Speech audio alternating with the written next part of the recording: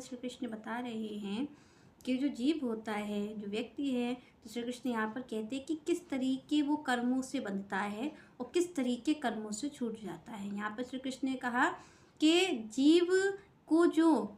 मुक्ति दिलाने वाला है वो भी कर्म है और जो बांधने वाला है वो भी कर्म है। पर यहाँ पर श्री कृष्ण कहते हैं कि बस उसकी एक युक्ति है, किस तरीके से आप इस कर्म को करते करते इस कर्म से पार हो सकते हो, इस भव से पार हो सकते हो। क्योंकि आप और हम समझते हैं कि अगर हमें इससे मुक्ति चाहिए है तो हमें लगता है कि हमें कोई एकांतवास करना पड़ेगा, हमें कोई वेशभूषा पहननी पड़ेगी। पर यहाँ पर श्री कृष्ण कहते हैं कि भाई